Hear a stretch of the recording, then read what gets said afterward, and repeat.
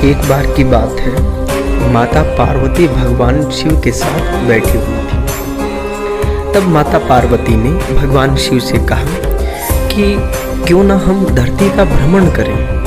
तब भगवान शिव ने उन्हें रोका कि नहीं, हम मुकाबला नहीं कर सकते पृथ्वीवासियों का या इंसानों का।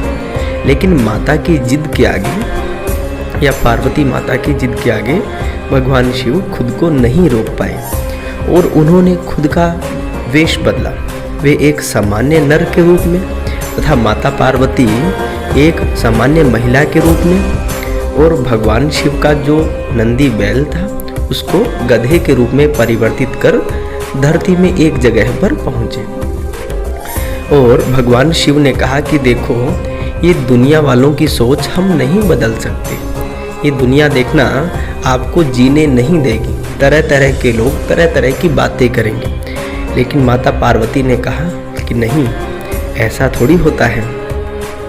वे कुछ दूर आगे चले तो लोगों का एक समूह 3-4 लोग जा रहे थे और वो कहने लगे भगवान शिव की तरफ इशारा करके कि देखो, ये कितने मूर्ख लोग हैं। पास में गधा है लेकिन फिर भी ये पैदल जा रहे हैं। तब भगवान शिव और माता पार्वती नजरें नीची कर लेते हैं और कुछ दूर तक आगे चलते हैं।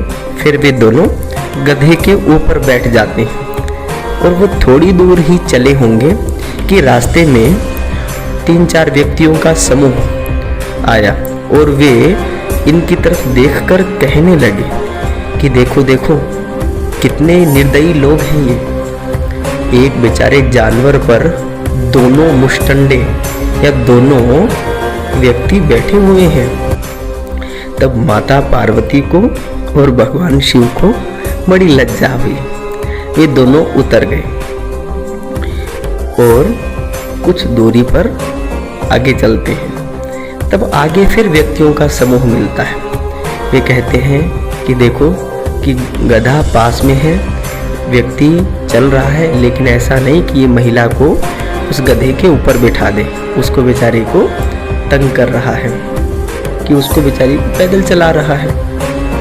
तब भगवान शिव ने माता पार्वती को गधे पर बैठाया और खुद पैदल चलकर उस गधे को आगे खींचते हैं, चलते हैं। वे कुछ ही दूर चले होंगे कि आगे कुछ महिलाएं आ रही थी और वे जैसे ही माता पार्वती को गधे के ऊपर बैठे देख वे कहने लगी, देखो देखो, इसका राम निकला पड़ा है, या इस महिला का राम निकला पड़ा है कि आदमी इसका नीचे पैदल चल रहा है और ये खुद गधे के ऊपर सवारी कर रही है। माता पार्वती को बड़ी लज्जा हुई और वे तुरंत गधे से नीचे उतर गए। फिर कुछ दूरी पर आगे चले।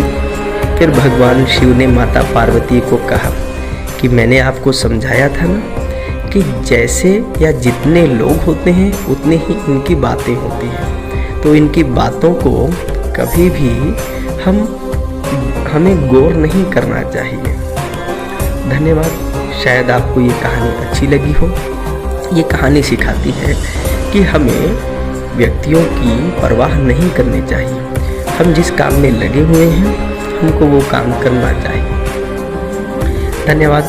शायद ये स्टोरी आपको अच्छी लगी है तो इसे लाइक कीजिए, शेयर कीजिए, कमेंट कीजिए। नए हो तो चैनल को सब्सक्राइब कीजिए।